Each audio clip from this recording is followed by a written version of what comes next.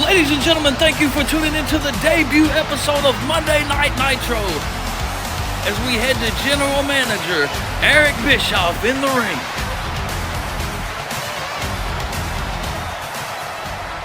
This show will be the best wrestling show on the planet, just as it was over 20 years ago. But without further ado, please welcome the champions exclusive to Nitro, United States Champion Chad Gable, and the new World Heavyweight Champion, the Olympic hero himself, Kurt Angle. Just as I said I would at WrestleMania, I proved without a shadow of a doubt that I am. Hold up. I hate to interrupt your speech here, Kurt, but me and Brian have been talking about it all week, and it just doesn't sit right with us that an old man gets to call himself world champion just because he beat another old man who hasn't wrestled in years. Don't let our newly won tag team titles fool you. Me and Brian are still two of the best single stars of this generation. And with this World Series of Wrestling coming up, one of us just might be taking that World Championship away from you sooner than later. Forget the World Series of Wrestling. This is the debut episode of Nitro. We're all champions here. Why not have us a champions versus champions tag team match right here, right now?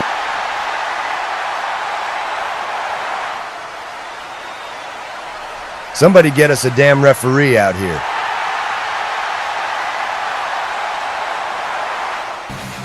And just like that, that's how we got this major tag team match full of nothing but champions to kick off the debut episode of Nitro. Danielson and Chad Gable would be the first in the ring, locking it up. A little technical wrestling going on as Moxley would tag himself into the ring, and the tag team specialties of the Blackpool Combat Club would be getting the advantage here in the early goings. Chad Gable with the big suplex, which would open things up and allow him to crawl to his corner and make a tag to the new world champion, Kurt Angle. Moxley would almost make the tag, but a suplex from Angle as he would try to go for the triples, but Danielson would get in from behind. That tag team specialty again from the Blackpool Combat Club, working together a lot well than Team Angle.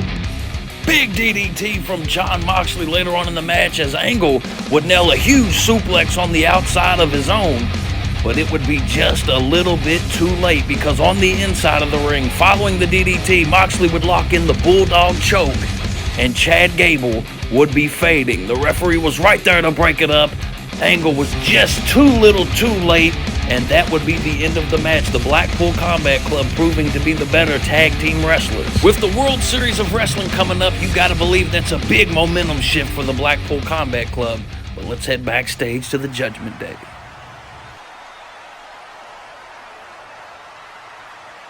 Listen up, guys. Tonight is the absolute biggest match of my career. It's a chance to turn everything around for the Judgment Day. Now we've got Cody Rhodes hurt, and there's no way he's even close to 100%. We just can't afford any mistakes out there tonight. So let's make sure we're on the same page. And the history books will say that in the first episode of TWFC Nitro, Cody's TWFC Championship reign came to a tragic end on his very first title defense, and the Judgment Day began their reign as the top faction in all of wrestling. After beating down Cody Rhodes last week, Balor is hyping up his team. Ladies and gentlemen, in our main event, the TWFC title match, Finn Balor versus the American Nightmare Cody Rhodes. Don't forget, though, the World Series of Wrestling is about to kick off. We're going to be pumping out wrestling matches over the next month or two for this World Series of Wrestling. And just earlier today, the council announced the first match they've decided. The King of the Ring, Big Brody King, will be taking on Sheamus on Monday Night Raw to kick off the World Series of Wrestling. That's going to be a big one. Let's head to the ring as hardcore champion Mick Foley makes his decision. When I got the hardcore division approved for TWFC and was made responsible for this championship and all its matches, that was one of the proudest moments of my career. A championship I helped create would be celebrated by a whole new generation. So when Doink the Clown took over the division, I felt it was my responsibility to rescue everything this division stands for from his freak show. Now, something tells me we haven't seen the last of Doink, but for now, it's time we make this division the extreme death matches it was always meant to be. And honestly, at my age, I just don't think I can deliver the same way I once could. So I will be officially vacating this TWFC Hardcore Championship so that other guys can have a chance at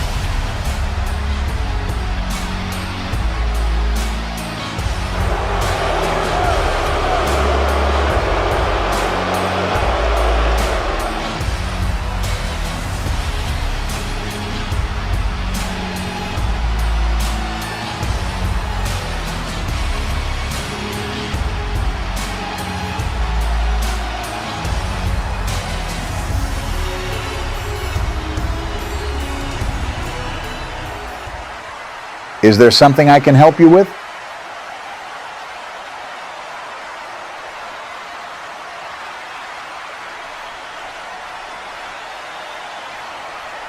Relax, Mick. You aren't in any danger for now anyway. You see, last week when I took Seth Rollins and put him on the shelf, I made it clear to the world that from now on, anything I want, I'm going to just use my bare hands and take it. I've thought long and hard about what I really want. I mean, I've done it all already. What's really left for me to do? So after thinking for a long, long time, I came to the conclusion that I just want to hurt people.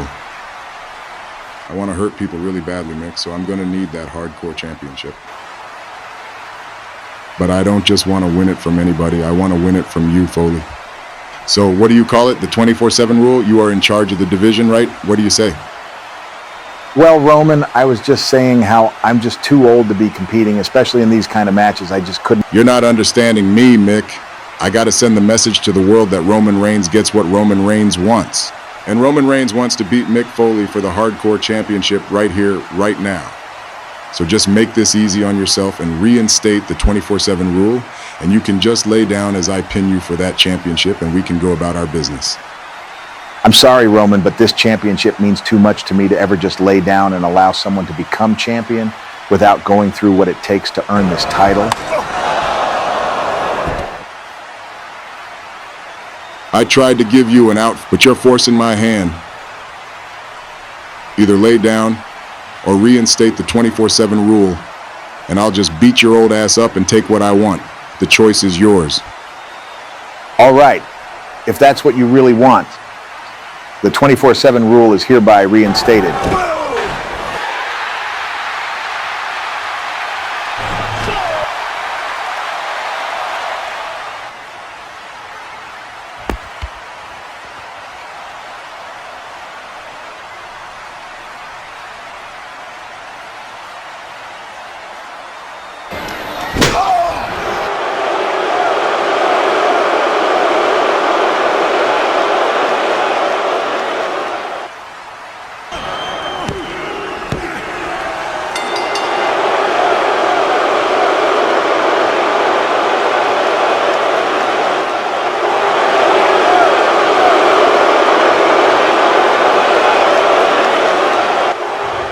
Backstage later, Chad Gable was feeling the effects of the match from the Blackpool Combat Club when Kurt Angle asked him, "What were you thinking? With this World Series of Wrestling coming up, we don't need any extra matches like this. Why would you accept a tag team match on our behalf?" Chad Gable would respond, "What, you don't think I'm ready to face former world champions?" As Angle said, "That's not what I was saying." Dean Malenko said, "If he won't say it, I'll say it. You're not ready to beat former world champions. You gotta take it easy." Chad Gable did not take that lightly and told Dean Malenko and Kurt Angle he'll show them both. Neither one of them knows what that exactly means, but I'm sure we'll find out soon enough. But ladies and gentlemen, we said we would crown a woman's champion tonight, and here it goes. A fatal four-way contest, Becky Lynch making her way to the ring, followed by Bianca Belair. Somebody's gonna be the first TWFC Women's Champion. Ladies and gentlemen, the third woman to enter the match, Asuka. Already a star-studded lineup to crown our first ever women's champion. And you already know who the fourth woman was as Asuka would get ready to enter the ring. The council decided that since Charlotte Flair has not lost a match in over 3 years, it's her world title to lose. She's carrying in the world title that she held in previous companies, but she must defend it here against these other three women to crown the first ever official women's champion in TWFC history. Look at these four women. A monumental moment is getting ready to go down on the first ever Nitro. We were underway. All four women scrambling for position. Bianca Belair going for a suplex. It was reversed by the Queen to the outside, and they were both down. What a maneuver that was. In the ring, Becky Lynch looking for the manhandle slam from the middle rope. That could have been it. Becky with her chance to... Oh, Charlotte would pull Asuka out of the ring. Becky was almost the champion. The second nature by the Queen herself. Asuka with that rope-assisted armbar on the EST. Back in the ring, Asuka was looking to choke Bianca out. When Bianca, the power of Bianca, into a big slam. Could that be it? but Charlotte was there to pull her away, and look what she's going for. Could she hit it? She's got it in shades of her father, but when she bridges up, it's her move. Can she get the bridge and tap Bianca out? Oh, the other women were there to break it up. Look at this right here. The big slam would take Bianca and Becky Lynch out of the match. But on the inside, Charlotte looking to capitalize with a second nature. Asuka held on for the choke. She's got it locked in. And for the first time in over 3 years, ladies and gentlemen, Charlotte has been beaten. We have a new women's champion, the first ever women's champion in TWFC history. Bianca just a little too late, looking on as Asuka celebrates, etching her name in the history books. The other 3 women are so disappointed, but you can take nothing away from the fact that Asuka has done the unthinkable. Charlotte Flair suffering her first loss as the confetti would fall. Asuka is the first ever TWFC Women's Champion. Let's head backstage. Roman, I'm sure the world wants to know why you did what you did to Mick Foley. I made myself perfectly clear. Anybody that stands in my way is getting smashed. That was ridiculous. How can you stand there and be proud of what you've done? You better back up out of my face before you're next, old man. Oh, you gotta be kidding me. And just what the hell do you think you're gonna do, little man? I'm not afraid of you, so you can drop the whole tough guy act. You ain't gotta be afraid to get smashed, boy. Come on, Darby, it's not worth it. That may be something to keep our eyes on going forwards. Roman Reigns not liking that confrontation. As we head towards the main event spot, Cody Rhodes defending his TWFC championship against Finn Balor of the Judgment Day. And this one was a good one. They would lock up in the center of the ring. Cody with the headlock. Later on, Balor with the big neck breaker, taking control of the already injured Cody Rhodes. Balor would come running off the ropes, and Cody would counter with the big power slam. Remember, Rhodes is injured already, and it doesn't help that the Judgment Day jumped him last week, but Cody was doing good here until Balor would grab a hold of him with the big suplex to the already injured shoulders and ribs of Cody. That could spell the end. Balor looking for a powerbomb of some sort, but Cody goes for the Alabama Slam, and it takes out all of the Judgment Day. Smart move by the champion. But later on, he would get Balor for the crossroads, and Balor would counter into a big brain buster right in the middle of the ring. 1, 2, is that? No. You know it's going to take more than that to put down the champion. He's got so much heart. Balor would get him back up and hit the big shotgun drop kick into the turnbuckles, and that's where Balor would see his opening. Would he be able to hit the coup de grace? He does hit it, and we got a new... No, Cody, with so much heart, would not give up that easily, as the Judgment Day had to get Rhea Ripley out of there after that big crash. But here's what's important. Referee distracted. They're handing in chairs. The ref has no idea what's going on. Balor's going to be able to... He's going to... For whatever reason, Balor has a change of heart. He wants to win this match on his own. He doesn't want to cheat to win. And that would be a costly mistake, because Cody would nail the crossroads, and the other members of the Judgment Day would just watch as Balor's chances of becoming TWFC champion and bringing it to the Judgment Day got flushed down the toilet. Cody Rhodes, still TWFC champion. Balor looking on very disappointed, but more disappointed the other members of the Judgment Day, who know that Balor let this one slip through his fingers. What does this mean for the Judgment Day?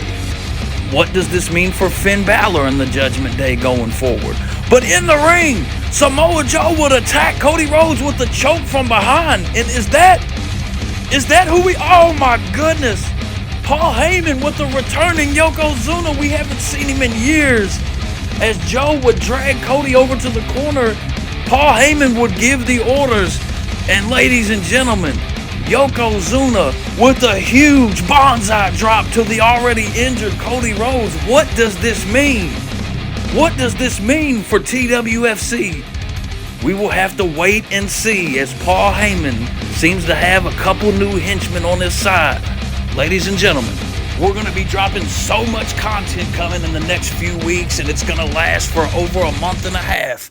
This is the Wrestling Figure Cartel, and we will see you soon. Make sure you like and subscribe to stay notified for all upcoming things TWFC.